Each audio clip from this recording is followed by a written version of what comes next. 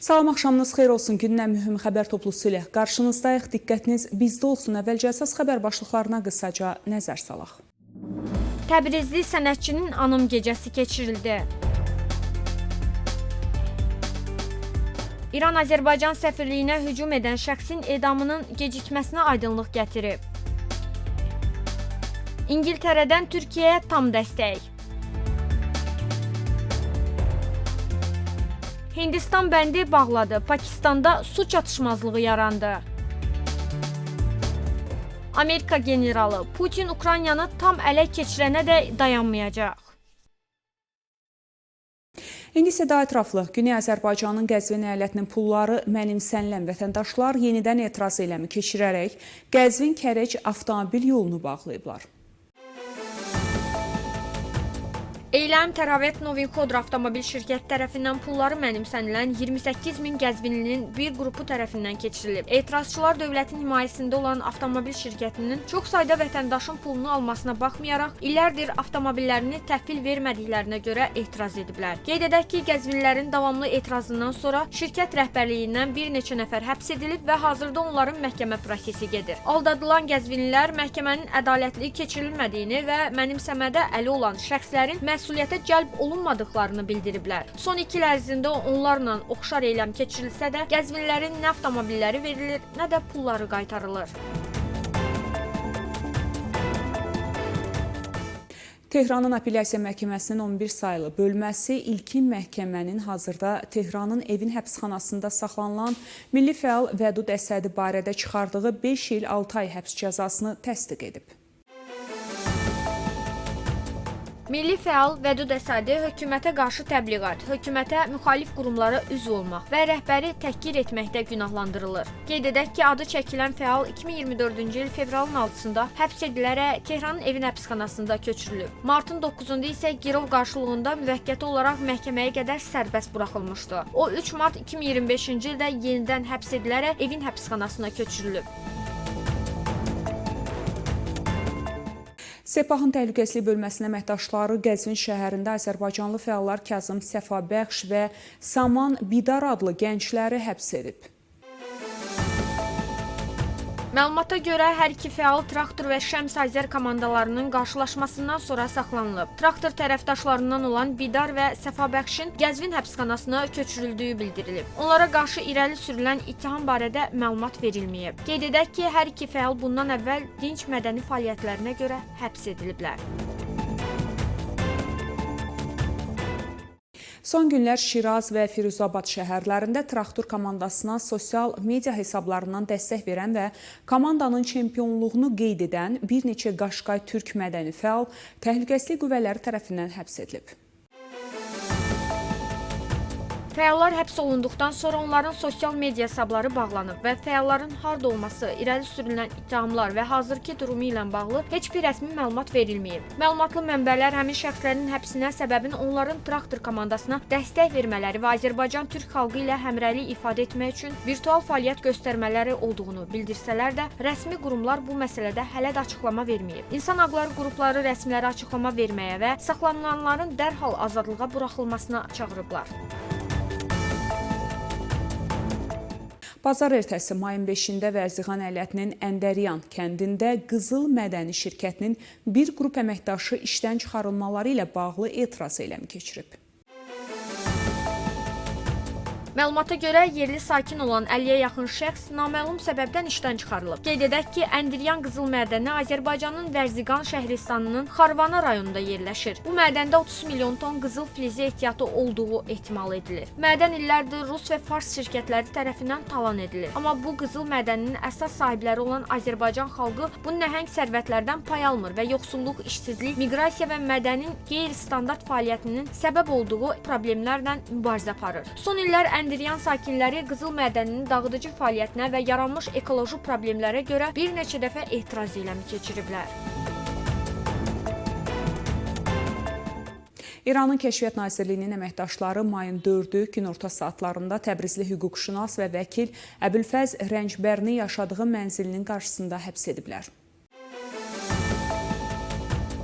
barədə insan haqları fəalları məlumat yayıb. Onun həbs səbəbi və hara aparılması barədə ailəsinə məlumat verilməyib. Məlumat verək ki, 1969-cu ildə anadan olan Əbülfəz Rəncbəri ümumi hüquq üzrə doktorluq dərəcəsinə malik idi və uzun illər Təbriz Universitetində ümumi hüquq və əmək hüququ fənlərini tədris edib. Əmək hüququ və maliyyə hüququ və dövlət maliyyəsi kitablarının müəllifi olan azərbaycanlı vəkil insan haqları ilə bağlı fəaliyyətləri ilə də tanınır. Mayın 5-də Bakıda Rəşid Behbudov adına mahnı teatrında təbrizli musiqiçi, qarmon ifaçısı Əli Haqşünasın anım gecəsi keçirilib. Mərasim onun otaylı və butaylı dostları və sənət yoldaşlarının təşəbbüsü ilə baş tutub. 3 saatdan çox çəkən anım gecəsində Azərbaycan Respublikası və Güney Azərbaycandan olan musiqiçilər, sənət adamları, yazıçılar və Əli Haqşünasın sənət dostları çıxış edib. Mahnılar səsləndiriblər. Tədbirə Əli Haqşünasın Amerika, Kanada, Kolumbiya, Almaniya, İsveçrə və Təbrizdən olan 30-a yaxın dostu, həmçinin Amerikada yaşayan həyat yoldaşı və ailə üzvləri də iştirak edib. Qeyd edək ki, Əli Əhmədoğlu Haqşünas 1961-ci il aprelin 30-da Təbriz şəhərində anadan olub. 2000-ci ildən Amerikanın Texas ştatının Houston şəhərində yaşayıb. Özü kondisioner mütəxəssisi olsa da, klassik musiqimizin, bəstəkar və xalq mahnılarımızın vurğunu məşhur qarmon ifaçısı olub. Əli Haqşünas 1989-1995-ci illərdə Təbrizdə Həbib Fəşbafın məktəbində qarmon dərsi deyərək bu ecazkar musiqi alətinin zəngin xalq musiqimizin sirlərini gənclərə öyrədib. Eyni zamanda 200 səhifəlik Qarmon Məktəbi adlı kitab yazaraq tərtib etdiyi bu əsərdən özü dərs dediyi məktəbdə istifadə edib. O uzun sürən xəstəlikdən sonra 2024-cü il fevralın 2-sində dünyasını dəyişib. İranın Xarici İşlər Nazirliyinin Siyasi və Beynəlxalq Araşdırmalar Mərkəzinin rəhbəri Nazir müavini Səid Xətibzadə Bakıda jurnalistlərə açıqlamasında Azərbaycan səfirliyinə hücum edən şəxsin edamının gecikməsinə aydınlıq gətirib. Nazir müavini Səid Xətibzadə Azərbaycan səfirliyinə hücum edən şəxsin edamının gecikməsi ilə bağlı suala konkret cavab verməkdən yayınaraq ümumi və şablon ifadələrindən kifayətlənərək bildirib. Azərbaycanın səfirliyinə hücum acı bir hadisə idi. Bu hadisədən sonra həm polis, həm də məhkəmə hakimiyyəti tərəfindən çox geniş istintaq aparıldı. Baxmayaraq ki, bu acı hadisə idi, amma hər iki xalqın təmaslarını daha da yaxınlaşdırdı. Hər iki tərəf münasibətləri yenidən canlandırmaq üçün təşəbbüslər irəli sürdü. İranın məhkəmə hakimiyyətində hökmün icrası üçün zəruri prosedurların başa çatması lazımdır. Bu məsələ xüsusi şikayət əsasında tənzimlənir və Azərbaycanın İrandakı səfirliyi bu məsələ ilə maraqlanır. Əminəm ki, ədalət qələbəsini çalacaq və hökm icra olunacaq. Amerika ilə İran arasında nüvə danışıqlarının 4-cü raundu bu həftə sonu baş tuta bilər.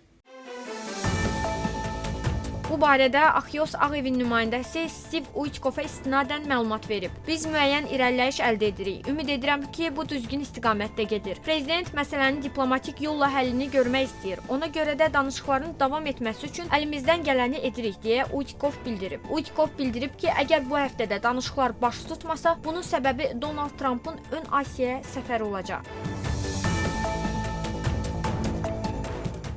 Vaşinqtonun İran nefti və neft kimya məhsulları alıcılarına ikinci dərəcəli sanksiyalar barədə xəbərdarlıq etməsindən sonra İranın Çinə metanol ixracı dayana bilər.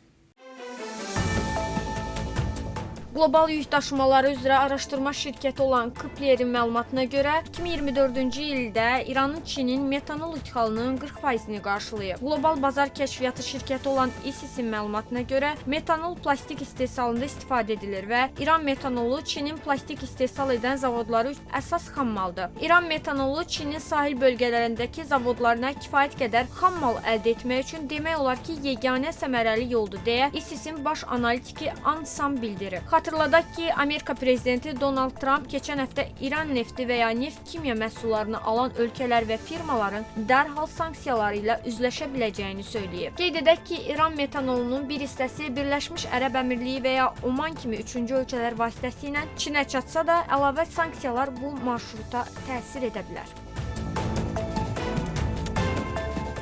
Britaniya mediasının verdiyi məlumata görə həftə sonu Böyük Britaniyada aralarında 7 İran vətəndaşının da olduğu 8 nəfər sinaqoqa hücumun həyata keçirilməsinə cəmi bir neçə saat qalmış həbs edilib.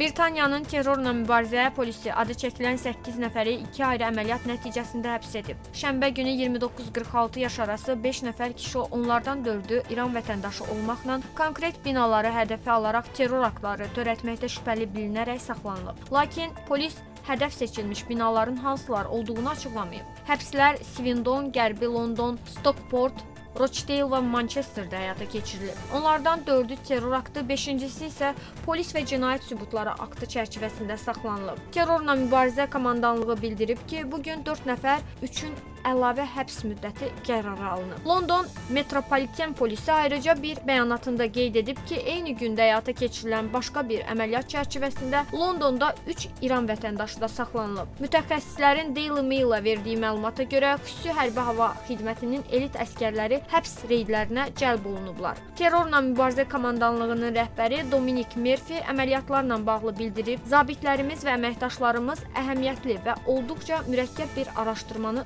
davam etdirirlər və ölkə daxilində bir çox ünvanda axtarışlar hələ də davam edir. İranın Londondakı səfirliyi isə həbslərlə bağlı şərh sorğusuna cavab verməyib. İran parlamentinin sədri Rəzəvi Xorasan əyalətinin Tərqəbə şəhərində anadan olsa da, atası Özbəkistanın Xocənd şəhərində İrana mühacirat edib. Beləliklə, o əslində əcnəbi kökənli olduğuna görə yüksək vəzifə tutmamalıdır. Bildirilib ki, Özbəkistan prezidenti Şövkət Mirziyayevin İrana səfəri zamanı Tehran şəhər şurasının sədri Məhəmməd Baqir Qalibafla keçirilən görüşdə Mirziyayev onun özbək əsilli olduğunu bildirib. Lakin Qalibaf bu fikirlərin mediada yayılmasının qarşısını ala bilib. Qeyd edək ki, 2013-cü ildə İranda keçirilən prezident seçkilərində namizədliyini irəli sürmüş o dövrün Tehran meri Qalibaf barədə İran qəzeti oxşar iddia dərc etmiş və onun namizədliyini qanunsuz adlandırmışdı. Nəticədə qəzetin həmin seçkilərə dair hazırladığı 2013-cü il iyunun 20-sinə olan xüsusi buraxılışı toplatdırılıb və yayıma icazə verilməyib. Davam edirik. İranın 41 həbsxanasında saxlanan siyasi məhbuslar edam hökmlərinin dayandırılması tələbi ilə mayın 5-də yenidən aclıq eyləminə əl atıblar. Bildirilib ki, onlar beynəlxalq ictimaiyyətin və insan haqları müdafiə qurumlarının diqqətini ölkədə artan və edam cəzalarına cəlb etmək üçün buna əl atıblar. Aclıq aksiyası 67-ci dəfədir ki, hər həftənin ikinci günündən başlayaraq 24 saat müddətinə keçirilir. Bununla eyni vaxtda Tehranın Evin həbsxanasında saxlanılan siyasi məhbusların ailə üzvləri həbsxana qarşısına toplaşaraq edam hökmlərinin artmasına etiraz edib. Bu cəza növünün tətbiqinin dayandırılmasını tələb ediblər. Hindistanın Çinab çayı üzərindəki bənddən su axınını dayandırması Pakistanda ciddi su çatışmazlığına səbəb olub. Dünən çayın aşağı axınında yerləşən bənddən Pakistana verilən su 91% azalıb. Bəndin bağlanması Pakistanın Pəncəb əyalətinin kənd yerlərində suvarmada böyük rol oynayan su yolunun axınını faktiki olaraq dayandırıb. Pakistan hökumətinin rəsmisi Məhəmməd Xalid İdris Rana Bloomberg-ə bildirib ki, İslamabad Pəncəbin kənd ərazisinə su təchizatını 5də 1 azaltmağa məcbur olacaq. Rananın sözlərinə görə Hindistan Pakistan üçün nəzərdə tutulan su ilə öz anbarlarını doldurur ki, bu da ona yay mövsümündə Çinab çayında yerləşən 3 su elektrik stansiyasında elektrik enerjisi istehsalını artırmağa imkan verəcək. Bu il kənd təsərrüfatı mövsümünün başlanğıcında Pakistanda 21% su çatışmazlığına səbəb ola bilər. Xatırladaq ki, Hindistan aprel ayında Kəşmirlə bağlı Pakistanla münasibətlərin gərginləşməsindən sonra sərhəd çaylarında suların istifadəsi ilə bağlı İslamabadla imzaladığı müqavilənin icrasını dayandırıb. Pakistan bu səbəbdən Hindistanı beynəlxalq məhkəməyə verməyə hazırlaşır. Böyük itkilərə baxmayaraq Rusiya lideri Vladimir Putin Ukraynanı tamamilə ələ keçirmək cəhdlərindən əl çəkməyi planlaşdırmır. Amerikanın Əfqanistandakı qüvvələrinin keçmiş komandanı general David McKiernan deyib, Rusiya qoşunlarının irəliləyişi mərhələli xarakter daşısa da, yalnız ciddi itkilər hesabına mümkün olsa da, Ukraynada işçi qüvvəsi çatışmazlığı ilə üz-üzədir və Qərbin davamlı maddi, texniki və kəşfiyyat dəstəyinə ehtiyac duyur. Müharibənin sonraki gedişatına gəlincə, McKiernan bildirib ki, Putin atəşkəs razılaşması əldə olunsa belə, bütün Ukrayna üzərində nəzarəti bərqərar edənə qədər dayanmayacaq. General Rusiyanın bu məqsəd üçün özünün və Şimali Koreya kimi əcnəbi qüvvələri döyüşə atmaqda davam edəcəyini vurğulayıb. Belə hörmətli tamaşaçılar, bu günə çatdıracağım əsas xəbərlər bunlar idi. Görüşmək ümidi ilə salamat qalın.